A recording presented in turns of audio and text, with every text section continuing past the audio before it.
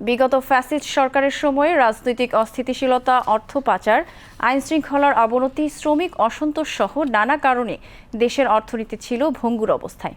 ফলে বিদেশি বিনিয়োগ তেমন বাড়েনি। গণতান্ত্রিকভাবে নির্বাচিত নতুন সরকার সেই স্থবিরতা কাটিয়ে অর্থনীতিকে শক্ত ভিতের ওপর দাঁড় করাতে চায়।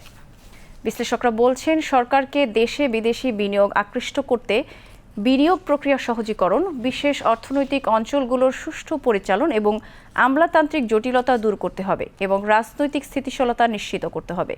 রিপোর্ট সুমন মাহমুদের।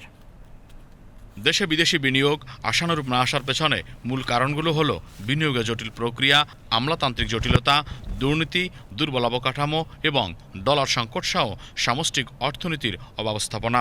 এছাড়াও রাজনৈতিক অনিশ্চয়তা, জ্বালানি সংকট এবং ব্যবসা সহজীকরণ সূচকে পিছিয়ে থাকাও বিনিয়োগকারীদের নিরুৎসাহিত করেছে। তাই সামনের দিনগুলোতে দেশে বিদেশি বিনিয়োগ আকৃষ্ট করতে বর্তমান সরকারকে সময়োপযোগী পদক্ষেপ নিতে হবে। বিশ্লেষকরা বলছেন, বিগত দিনে বিদেশি বিনিয়োগ আকৃষ্ট করতে নানা ধরনের লোক দেখানো উদ্যোগ ছিল।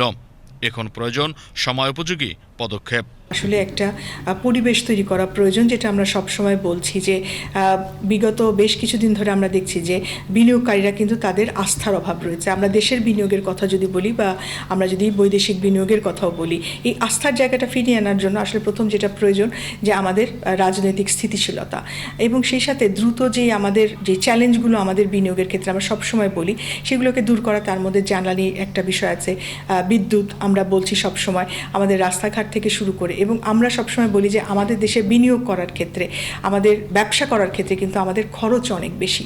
তো এই যে আমাদেরকে বিভিন্নভাবে একটা নতুন যারা উদ্যোক্তা আছেন তাদের নতুন ব্যবসা তৈরি করার ক্ষেত্রে যেই অনেক খরচ করতে হয়, তাদের এই ধরনের খরচগুলোকে আসলে কমিয়ে আনা, বিনিয়োগ বান্ধব একটা পরিবেশ তৈরি করা।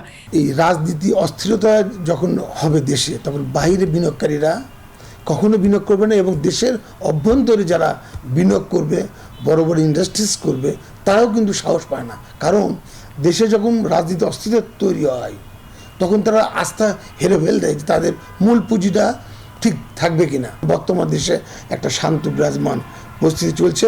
আমার বিশ্বাস দেশের অর্থনীতি ইনশাল্লাহ অতি অল্প সময়ে এটা ঘুরে দাঁড়াবে। বিনিয়োগকারীরা বলছেন, করোনা মহামারী, রাশিয়া ইউক্রেন যুদ্ধ, ডলার সংকট এবং ব্যাংকিং খাতে লুটপাটের কারণে বিনিয়োগ বাড়ছে না। এখন আবার নতুন করে যুক্ত হয়েছে ইরান যুদ্ধ। আগামীতে বিনিয়োগ আকৃষ্ট করতে চাইলে সরকারকে গ্যাস, বিদ্যুৎ, জ্বালানি সরবরাহ নিশ্চিত করতে হবে। বিদেশি বিনিয়োগ যেমন আকৃষ্ট করতে সমাজের মধ্যে আস্থা দরকার, দেশীয় বিনিয়োগ আকৃষ্ট করতেও কিন্তু সমাজে আস্থা দরকার। বর্তমান সরকারের উচিত হবে ইমিডিয়েটলি সমস্ত স্টেক হোল্ডার, সেটা রাজনৈতিক স্টেক হোল্ডার, অর্থনৈতিক স্টেক হোল্ডার, সামাজিক কর্মকাণ্ডে যারা জড়িত, সবাইকে নিয়েই উদ্যোগ নিতে হবে যাতে আস্থার পরিবেশ তৈরি হয়। বাংলাদেশের ইন্টারেস্ট রেট হলো 13-14-15%। এই ইন্টারেস্ট দিয়ে কিন্তু বাংলাদেশে ইনভেস্টমেন্ট হবে না, বিদেশিরা আসবে না। আমাদের এর আগেও আমরা বলেছি যে দেশ তৈরি করার জন্য একটা বড় বিষয় হলো আমাদের ব্যাংকিং খাতের সংস্কার।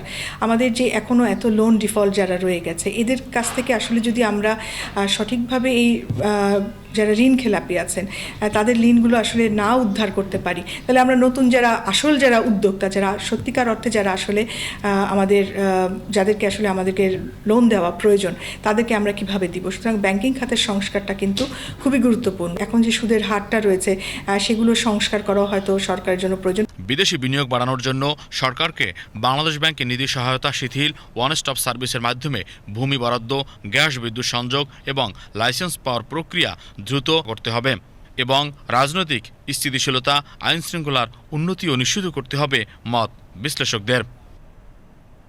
Suman Mahmud, BTV news, Dhaka.